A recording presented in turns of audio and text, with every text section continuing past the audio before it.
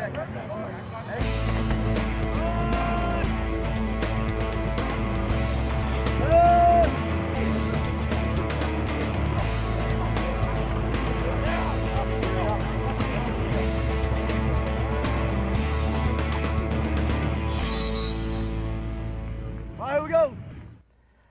evening, everyone. Welcome to Inside Artesian Football here on WREP 15 Sports. I'm your host, Eric Meyer, joined as always by Artesian head coach Carter Whitson. The Artesians get back in the win column with a big homecoming win over the Perry Meridian Falcons on Friday night. We'll talk with the coach about that victory and also look ahead to the Artesians' big-time matchup coming up on Friday night on the road at Mooresville, county rival, Battle of the M and battle for a top spot in the Mid-State Conference. First, though, let's talk a little bit about the victory, about Perry Meridian. You guys get back in the win column, like we said, in a big way against the Falcons on Friday. Yeah, we really kind of got back to the drawing boards and erased everything we'd been drawing. Decided to go simple and go fast and attack. And regardless of whether we had the numbers, we weren't trying to call the perfect play every time. We were just going to go do what we do and what our kids believe in and what they have confidence in. And got back to that, got back to the basics, and attacked pretty well on offense.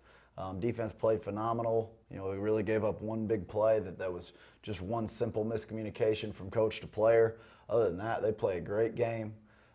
So yeah, it was good to get back in the win column. Obviously, things you can learn from and get better at from watching the film, but good start. Good balanced attack as well on Friday night as you guys ran the ball well, threw the ball well also. Yeah, and that's us. You know, we're a spread it out team, but we're not, you know, Mike Leach air raid by any means, but we're also not, you know, Army and Navy where we're going to run it right at you the whole time. We're going to go where they ain't. We always say that. It's not proper English, but that's what we do. And you know, if they're going to give us a pass, we're going to throw it. If they're going to unload the box, we're going to run it right at them. So, you know, we're pretty flexible with what we can do. When we can get them both rolling, we're hard to stop. You guys were able to, with the game, get out to the early lead. They responded, like you said, on a big play, got back into the end zone, but you guys were really methodically, I think, in the first part of the first half of play, able to kind of get a feel for what the game was going to do, score while you were doing that, and then eventually kind of the floodgates open at the end. Obviously, you call off the dogs really at the second half of the entire second half. We really and did. Get the win. We really did. And again, you know, in the regular season in Indiana high school football, it really doesn't matter. You know, you're trying to stay healthy and get ready for the tournament because we've already, you know, we made the tournament. So, yeah, you want to win games, and if conference is out there, you want to win that. And you want to win homecoming, you want to win senior night, little things like that. But really it was about, you know, going out, playing well, which I didn't even think we started that well. You know, offensively we go down and score, but we have like 6 missed assignments on the first drive, and then defensively we give up a fullback dive for 80 yards, and that's just, you know, that's not us. So again, we weren't completely satisfied with it, but it was good to get a bunch of kids in the second half, guys that got to play on the Friday Night Lights for the first time in a little while, and had some seniors step up and make some big-time plays at the end, which everybody was pretty excited about. And then Coach Hanniger came up to me after the game. He said, that was one of the classiest moves I've ever seen, you guys pulling off the dogs like that. I was like, we weren't trying to be classy. We were just trying to stay healthy, you know. But it's good, and it's good to get that perception of how we run our program. And like you said as well, it was a good opportunity to get some guys into the game that are always getting first-team reps, to see them get the opportunity to make some plays. And they made some plays on Friday. Yeah, we joked around saying that they need to reballot the homecoming king because Ryan Hickey should win now. You know, he gets 2 touchdowns on senior night or on as a senior and homecoming. So, yeah, they had some fun, got a bunch of different guys, some different reps, and some good quality reps, and that's awesome. All right, let's take a look at some of the highlights from the win over Perry Meridian on Friday night. Starting out offensively on the first drive, you know, they decided to press up Matt Thomas, so we checked to a go ball right there. Matt makes a good competitive catch. Travis hits him with a good ball. Here we start going fast. We talked about doing it all week, and we did.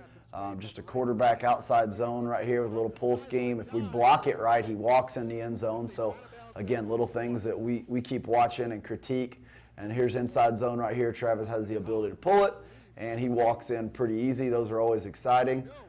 You know, we don't call the quarterback running it in or the tailback running it in. We just go, again, where they ain't. So here's a little RPO action. Have the ability to hand off an inside zone to Tyler Cox or throw a slant route to Matt Thomas. Matt did a great job right there getting inside of inside leverage corner.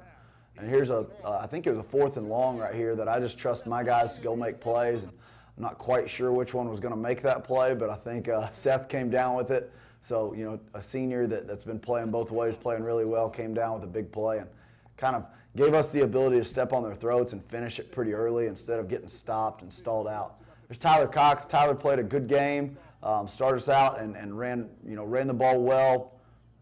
He's such a fast little dude. He's hard to tackle, so he makes some good plays. And there we're back doing what we did early in the season, creating turnovers. Izzy Elliott gets fumble recovery, a senior right there.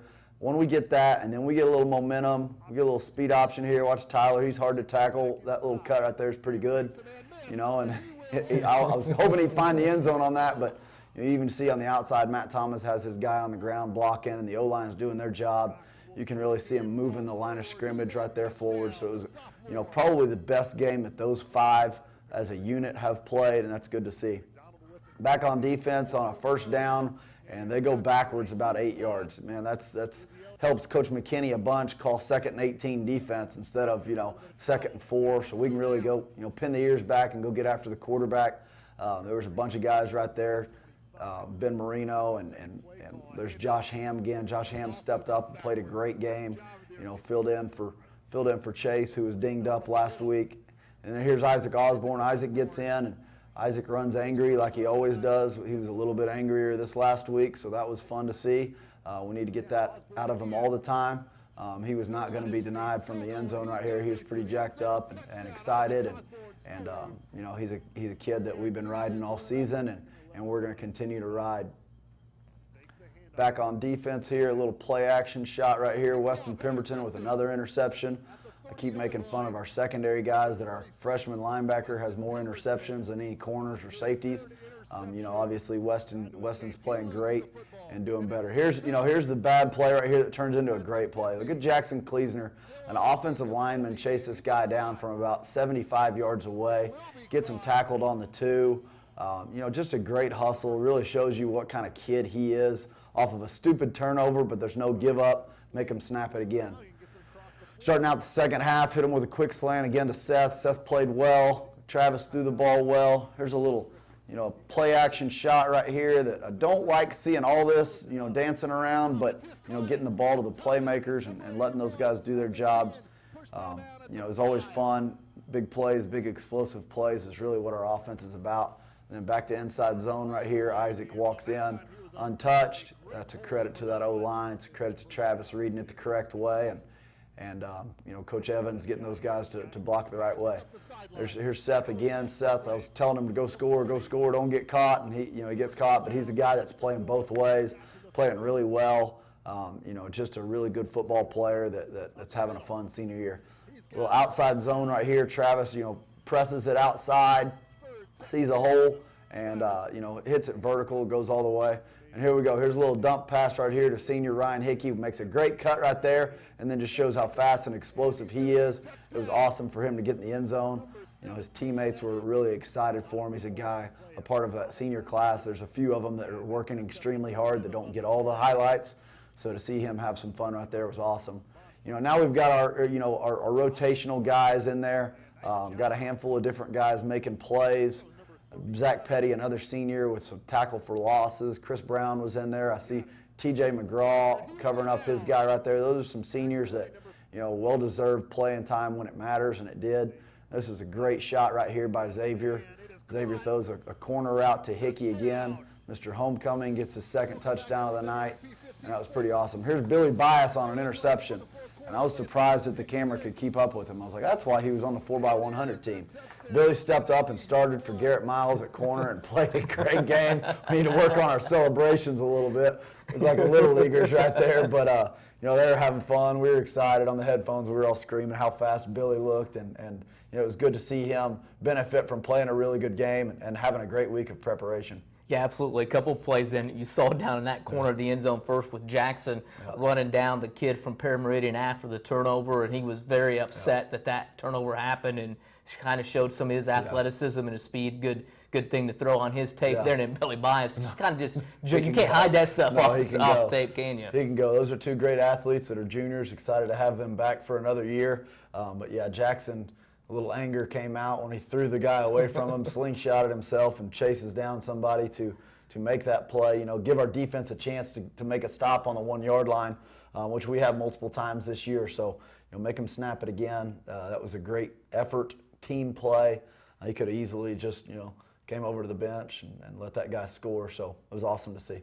You guys get the big win, like we said, over Perry Meridian. That sets up a big contest, and we've said that several times this year. This one will be huge. It'll be a county rivalry game against Mooresville. It's the Battle of the M, the trophy that came in existence a few years ago. And, oh, yeah, it's for the top spot in the Mid-State Conference as well on Friday night when you travel to Mooresville. Yeah, that's right. There's a lot of things that can add up to make this thing bigger than it is. It's really just the biggest game for us this week.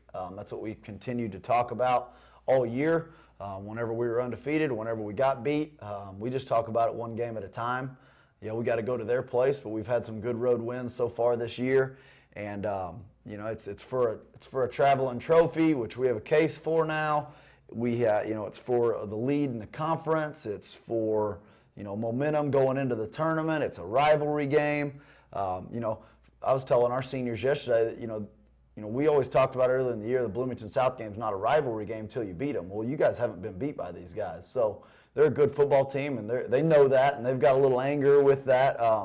But, you know, our guys need to finish out 3 years in a row beating these guys.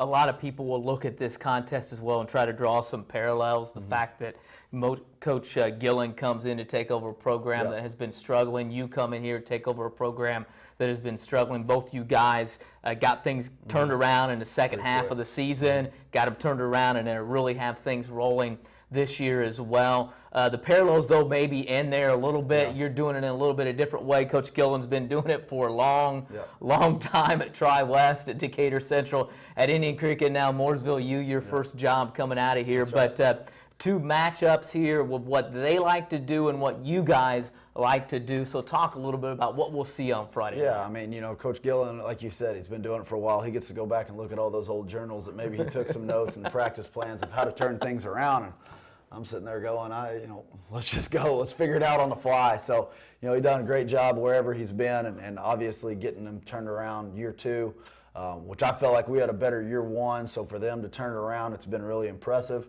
You can just tell he's a good football coach. You know, Friday night, you're going to see those guys. People have a perception that Coach Gillen's a spread it out, air raid type guy. They're going to be about 50-50. You know, they've got a good running back and a few good receivers that they try and spread it out to, not necessarily evenly. So we got to make sure we know, you know, where they want to go with the ball. But, you know, they're not some fancy, crazy offense that no one's ever seen in 5A. But what they do, they're good at, their kids believe in, their coaches believe in, and, you know, that's kind of what they ride on Friday nights, so, you know, sticking to what they do. Quick game, quarterback's under center sometimes, they'll run it at you with a stretch, a lot of sprint out comebacks. You know, just a good, solid football team. Good, solid football team that's been doing it for a while, like you said, with Coach Gillen's offense there, and that is the perception, that they like to throw it around. He's thrown it at places that he has been, but he's also run the football a good balance. They'll try to do the same on Friday night, but when they do throw it, they're going to be thrown into one of the better guys in the Mid-State Conference in John Eineman. Yeah, 11's a good player. You can see it on film. You know, we get 2 films of theirs, and we're like, all right, we know who they're going to go to. So, you know, we know he's a good player, and we've got a good plan. You know, last year we had a plan for him, and Garrett Miles, you know, did a great job, really held him to, you know, way under 100 yards receiving until we called off the dogs and put some substitutes in, and then he had a few explosive plays at the end of the game. We feel like we did a good job on him last year. He's obviously stronger and faster and you know, more mature than he was last year, having a good year, and we'll have a good plan for him.